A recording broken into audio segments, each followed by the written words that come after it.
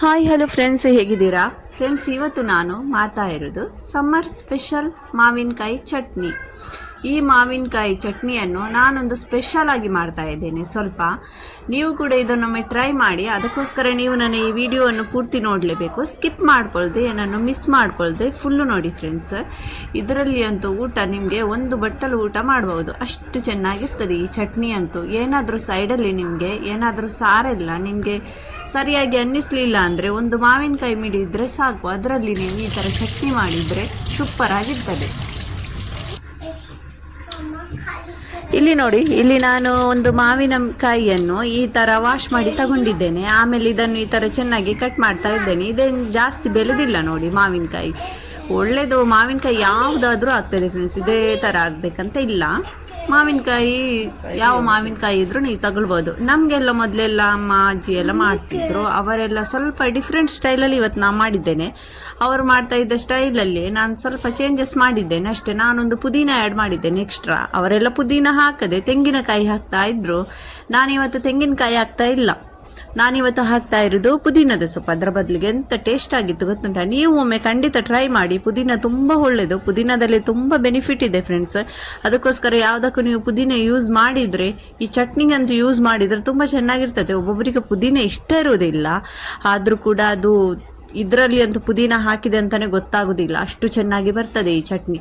ಈಗ ನೋಡಿ, ಇಷ್ಟು ಸಣ್ಣ ಸಣ್ಣ ಎಲ್ಲ ಕಟ್ ಮಾಡಿ ಇಟ್ಟಿದ್ದೇನೆ ನಾನು. ಈಗ ಬೆಳ್ಳುಳ್ಳಿ ತಗೊಂಡು ಬರ್ತೇನೆ.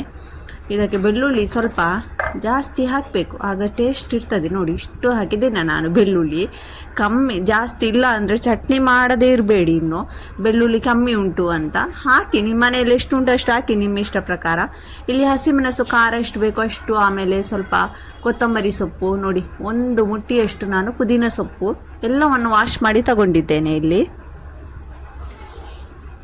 ಇಷ್ಟೇ ನೋಡಿ. ಸ್ವಲ್ಪ ಗ್ರೈಂಡ್ ಮಾಡುವಾಗ ಜೀರಿಗೆ ಕೂಡ ಹಾಕ್ಲಿಕ್ಕೆ ಉಂಟು. ಈಗ ನೋಡಿ, ಇದನ್ನೆಲ್ಲ ಒಂದು ಮಿಕ್ಸಿ ಜಾರಲ್ಲಿ ಹಾಕ್ತಾ ಇದ್ದೇನೆ.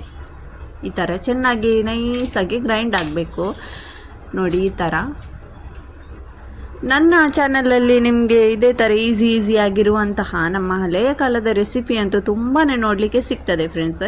ಅದಕ್ಕೋಸ್ಕರ ನೀವು ನನ್ನ ಚಾನಲನ್ನು ಸಬ್ಸ್ಕ್ರೈಬ್ ಮಾಡಲಿಲ್ಲ ಅಂದರೆ ಒಂದು ಸಬ್ಸ್ಕ್ರೈಬ್ ಕೂಡ ಮಾಡಿ, ಲೈಕ್ ಕೂಡ ಮಾಡಿ, ಶೇರ್ ಕೂಡ ಮಾಡಿ, ಕಮೆಂಟ್ ಕೂಡ ಮಾಡಿ. ನೋಡಿ, ಈಗ ಇದಕ್ಕೆ ಸ್ವಲ್ಪ ಜೀರಿಗೆ ಹಾಗೂ ಸ್ವಲ್ಪ ಉಪ್ಪು ಸೇರಿಸ್ತೇನೆ. ಇದನ್ನೀಗ ಸ್ವಲ್ಪ ನೀರು ಕೂಡ ಹಾಕಿ ಕಡೆದುಕೊಂಡು ಬರೋಣ, ಗ್ರೈಂಡ್ ಮಾಡಿಕೊಂಡು ಬರೋಣ. ಮೊದಲೆಲ್ಲ ಎಂತ ಈ ಗ್ರೈಂಡರಲ್ಲೇ ಎಲ್ಲಿತ್ತು ಮೊದಲೆಲ್ಲ ಅದು ಕಲ್ಲಲ್ಲೇ ಅಲ್ಲ ಕಡಿತಾ ಇದ್ದದ್ದು. ಅದರ ಟೇಸ್ಟ್ ಅಂತೂ ಈಗ ಹೇಗೆ ಮಾಡಿದರೂ ಬರುವುದಿಲ್ಲ. ಕಲ್ಲಲ್ಲಿ ಕಡಿತಾ ಇದ್ದ ಟೇಸ್ಟ್ ಮಾತ್ರ ಅಲ್ವಾ? ಈಗ ಕೂಡ ತುಂಬ ಮನೆಯಲ್ಲಿ ಉಂಟು ಮರೆ ಕಲ್ಲೆಲ್ಲ. ಇಲ್ಲಿ ಎಲ್ಲ ಕಲ್ಲೆಲ್ಲ ಇಲ್ಲ, ನಮ್ಮ ಮನೆಯಲ್ಲಿ ಇಲ್ಲ ಕಲ್ಲು, ನಮ್ಮ ಅಜ್ಜಿ ಮನೆಯಲ್ಲಿ ಕಲ್ಲು ಕೂಡ ಉಂಟು. ಈಗ ನೋಡಿ, ಚೆನ್ನಾಗಿ ನೈಸಾಗಿ ಗ್ರೈಂಡ್ ಆಗಿದಾಗ ಇದನ್ನು ಒಂದು ಪಾತ್ರೆಯಲ್ಲಿ ಹಾಕ್ತೇನೆ, ಎಲ್ಲ ಮಿಕ್ಸಿಯದ್ದು ಎಲ್ಲ ಕ್ಲೀನ್ ಮಾಡಿ.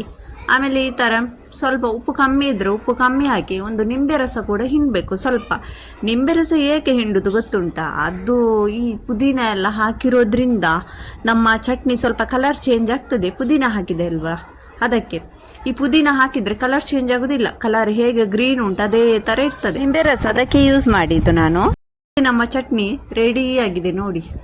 ನಮ್ಮ ಅಮ್ಮ ಎಲ್ಲ, ನಾವೆಲ್ಲ ಸಣ್ಣವರಿದ್ದಾಗೆಲ್ಲ ಇದು ಮಾವಿನಕಾಯಿದು ಚಲ್ಲಿ ಅಂತ ಕೂಡ ಮಾಡ್ತಾ ಇದ್ರು. ಅದು ಎಂಥ ಟೇಸ್ಟು, ಖಾಲಿ ಗಂಜಿಗೆ. ನಮಗೆ ಮಾವಿನಕಾಯಿ ಸೀಸನ್ನಲ್ಲಿ ಎಲ್ಲ ಎಂಥ ಸಹ ಪದಾರ್ಥ ಬೇಕಂತಿಲ್ಲ, ಸಾರೇನು ಬೇಕಂತಲೇ ಇಲ್ಲ.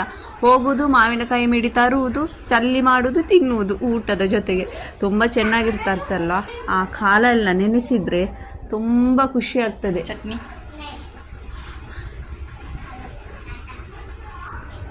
ನನ್ನ ಮಗನಿಗೆ ಬೇಡಂತೆ ಚಟ್ನಿ, ಬೇಕಂತ ಕೇಳಿದರೆ ಚಟ್ನಿ ಬೇಡ ಅಂತ ಹೇಳ್ತಾ ಇದ್ದಾನೆ. ನೋಡಿ, ನಮ್ಮ ಮನೆಯಲ್ಲಿ ಇರುವೆ ಮರ, ಈ ಊಟ ಇಟ್ಟರೂ ಕೂಡ ಇರುವೆ ಬರುವುದು. ಈ ಸಣ್ಣ ಸಣ್ಣ ಇರುವೆ ಉಂಟಲ್ವ, ಊಟ ಅನ್ನ ಬೇಯಿಸಿಟ್ರು ಕೂಡ ಅದಕ್ಕೆ ಕೂಡ ಬರುವುದು. ಅದಕ್ಕೆ ನಾನು ಈ ಥರ ನೀರಲ್ಲಿ ಈಗ ನೀರಲ್ಲಿ ಒಂದು ಪಾತ್ರೆಯಲ್ಲಿ ನೀರು ಇಟ್ಟು ಅದರ ಮೇಲೆ ನಮ್ಮ ಅನ್ನದ ಪಾತ್ರೆಯನ್ನು ಇಟ್ಟಿದ್ದು. ಇಲ್ಲಾಂದರೆ ತುಂಬ ಇರುವೆ, ಇಲ್ಲಾಂದರೆ ನೀವು ಅನಿಸ್ಬೋದು ಇದೆಂತ ನೀರಿನಲ್ಲಿ ಪಾತ್ರೆ ಇಟ್ಟಿದ್ದಾರೆ ಕಾಣಿಸ್ತಾ ಉಂಟು ಅಂತ. ಅದಕ್ಕೆ ಈಗ ನೋಡಿ, ನಮ್ಮ ಊಟದ ಜೊತೆಗೆ ಈ ಥರ ಚಟ್ನಿ ಬೆರೆಸಿ ಊಟ ಮಾಡಬೇಕು. ನಾನು ಎಂಥ ಪದಾರ್ಥ ಕೂಡ ತಗೊಳ್ಳೇ ಇಲ್ಲ ಮನೆಯಲ್ಲಿದ್ದ. ನಾನು ಈ ಚಟ್ನಿಯಲ್ಲಿ ಈ ಥರ ಬೆರೆಸಿ ಊಟ ಮಾಡುವಾಗ ಎಂತ ಗೊತ್ತುಂಟ, ಶೀತ ಎಲ್ಲ ಆದರೆ ನಿಮಗೆ ನಾಲಿಗೆ ಎಲ್ಲ ಒಂಥರ ಚಪ್ಪೆ ಇದ್ದರೆ ಈ ಥರ ಚಟ್ನಿ ಮಾಡಿ ಊಟ ಮಾಡಿ ಅಂತೆ.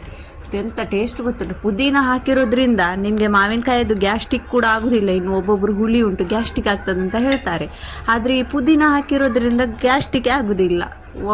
ಒಟ್ಟಿಗೆ ಹೊಟ್ಟೆ ಕೂಡ ಒಳ್ಳೆ ನೆಮ್ಮದಿ ಇರ್ತದೆ. ಈ ಥರ ಪುದೀನ ಎಲ್ಲ ಹಾಕಿ ಈ ಥರ ಚಟ್ನಿ ಮಾಡಿದರೆ ತಂಪಾಗಿರ್ತದೆ, ಹೊಟ್ಟೆಗೆಲ್ಲ ತುಂಬ ತುಂಬ ಒಳ್ಳೆಯದಲ್ವ. ಪುದೀನದಲ್ಲಿ ತುಂಬಾ ಬೆನಿಫಿಟ್ ಉಂಟು ಫ್ರೆಂಡ್ಸ್.